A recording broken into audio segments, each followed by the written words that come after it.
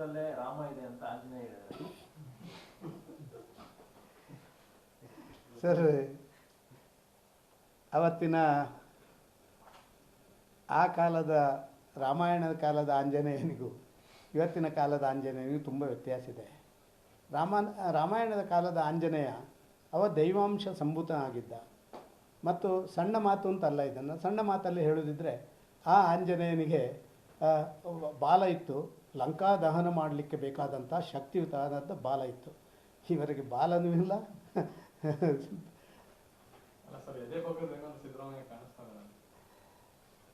Sir, ಹಲವಾರು ಜನ ಈ ಓಲೈಕ ರಾಜಕಾರಣ ಮಾಡುವಂಥವ್ರ ಸಂಖ್ಯೆ ಜಾಸ್ತಿ ಆಗ್ತಾನೆ ಇದೆ. ಇದಕ್ಕೆ ಬೇಕಾಗಿ ಬೇರೆ ಬೇರೆ ರೀತಿಯ ಹೇಳಿಕೆಗಳನ್ನು ಕೊಡುವಂಥ ಪ್ರಯತ್ನಗಳನ್ನು ಮಾಡ್ತಾ ಇರುವಂಥದ್ದು. ಈ ಗುಂಪುಗಾರಿಕೆ ಯಾವಾಗ ಜಾಸ್ತಿ ಆಗುತ್ತೆ? ಎರಡು ನಾಯಕರಿದ್ದಾಗ ಎರಡು ನಾಯಕರಿಗೂ ಬೇಕಾದಂಥ ಓಲೈಕೆ ರಾಜನೀತಿಗಳನ್ನು ಯಾರೆಲ್ಲ ಮಾಡುವಂಥ ಆ ಸಂಖ್ಯೆಗಳು ವೃದ್ಧಿ ಆಗುತ್ತಾ ಹಾಗೆಲ್ಲ ಈ ರೀತಿಯ ಪರಿಸ್ಥಿತಿಗಳಾಗುತ್ತೆ. ನಮಗೆಲ್ಲ ಇದರ ಅನುಭವ ಇದೆ. ಸರ್, ಹುಬ್ಬಳ್ಳಿ ಕ್ರಿಮಿನಲ್ ಆರೋಪಿಯನ್ನ ಬಂಧನ ಮಾಡಿ ಒಂದು ರೀತಿ ಜಾತಿ ಧರ್ಮಗಳ ಬಣ್ಣ ಬಳಿತಾ ಇದ್ದಾರೆ ಅಂತ ಮುಖ್ಯಮಂತ್ರಿಗಳು ಹೇಳಿಕೆ ಕೊಟ್ಟಿದ್ದಾರೆ ಸರ್. ನನಗೆ ಹಾಗೆ ಅನ್ನಿಸ್ತಾ ಇಲ್ಲ. ಯಾಕೆಂತ ಹೇಳಿದರೆ ಹರಿಪ್ರಸಾದರು ಮತ್ತು ಅವರು ಒಂದೇ ಕಮ್ಯುನಿಟಿಯವರು ಅಂತ ನನಗೆ ಗೊತ್ತು. ನಾನು ಜಾತಿಯ ಬಗ್ಗೆ ನಾನು ಹೆಚ್ಚು ಮಾತಾಡಲಿಕ್ಕೆ ಇಷ್ಟಪಡೋದಿಲ್ಲ. ಅವರಿಬ್ಬರು ಆದರೆ ಅವರು ಮನುಷ್ಯ ಜಾತಿ ಅಂತ ಹೇಳೋದು ನಾನು ಒಪ್ಕೊಳ್ತೇನೆ. ಸಿದ್ದರಾಮಯ್ಯರು ಮತ್ತು ಅವರ ತಂಡ ಮನುಷ್ಯ ಜಾತಿಯವರು ಹೌದಾ ಅಲ್ವ ಅಂತ ಅವರು ಸಾಬೀತುಪಡಿಸ್ಬೇಕೀಗ. ಬಿಜೆಪಿ ಮನೆಯೊಂದು ಮೂರು ಭಾಗಲಾಗಿದೆ. ರಾಜ್ಯಾಧ್ಯಕ್ಷರನ್ನು ಒಪ್ಕೊಂಡಿಲ್ಲ ಹಿರಿಯ ನಾಯಕರು, ಮತ್ತೊಂದು ಕಡೆ ವಿರೋಧ ಪಕ್ಷದ ನಾಯಕರಿಗೆ ಸದನದಲ್ಲೇ ಅವ್ರು ಕಿಮ್ಮತ್ತು ಕೊಟ್ಟಿಲ್ಲ.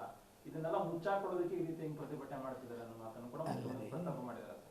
ಸರ್, ನಾವು ನಮ್ಮದು 3 ಬಾಗಿಲೋ 4 ಬಾಗಿಲೋ ಅದರ ಬಗ್ಗೆ ಚಿಂತೆ ಮಾಡುವಂಥ ಪ್ರಯತ್ನಗಳನ್ನೇ ಅವರು ಮಾಡಿಕೊಂಡಿದ್ರೆ ಆಡಳಿತ ಸುಸೂತ್ರ ಆಗೋದಿಲ್ಲ. ಅವರಲ್ಲಿ ಎಷ್ಟು ಬಾಗಿಲಿದೆ ಅಂತ ಹೇಳುವಂಥದ್ದನ್ನು ಫಸ್ಟ್ ನೋಡಿಕೊಳ್ಳಿ ಸಿದ್ದರಾಮಯ್ಯರು. ಒಂದು.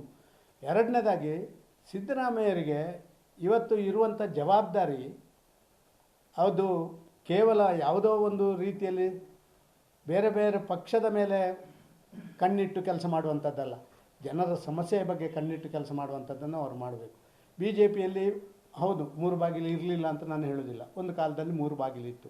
ಈಗ ಎಲ್ಲ ಬಾಗಿಲು ಬಂದ್ ಮಾಡಿ ಒಂದೇ ಬಾಗಿಲು ಮಾಡಿದ್ದೀವಲ್ಲ, ಈಗಲೂ ಅವರಿಗೆ ಗೊತ್ತಾಗೋದಿಲ್ಲ ಅಂತ ಹೇಳಿದರೆ ಯಾರೋ ಏನೋ ಅಲ್ಲಿ ಇಲ್ಲಿ ಮಾತಾಡುವಂಥದ್ದನ್ನೇ ದೊಡ್ಡದು ಮಾಡಿದರೆ. ಕಾಂಗ್ರೆಸ್ನಲ್ಲಿ ಇದ್ದಂಥ ಗುಂಪು ನಮ್ಮಲ್ಲಿ ಇಲ್ಲವೇ ಇಲ್ಲ, ಸಾಧ್ಯವೇ ಇಲ್ಲ. ಕಾಂಗ್ರೆಸ್ನಲ್ಲಿ ಇವತ್ತು ಎಷ್ಟು ಜನ ಆ ಮುಖ್ಯಮಂತ್ರಿಗೆ ಯಾರನ್ನೆಲ್ಲ ಮಾಡ್ಕೊಂಡಿದ್ದಾರಲ್ಲ, ಈಗ ಫೈನಾನ್ಷಿಯಲ್ ಅಡ್ವೈಸರು, ಇನ್ನೊಂದು ಅಡ್ವೈಸರು, ಮತ್ತೊಂದು ಅಡ್ವೈಸರು, ಇದೆಲ್ಲ ಏನು ಬಾಗಿಲು ಬಂದ್ ಮಾಡೋಕ್ಕೆ ಜನ ಮಾಡಿದ್ದವರು?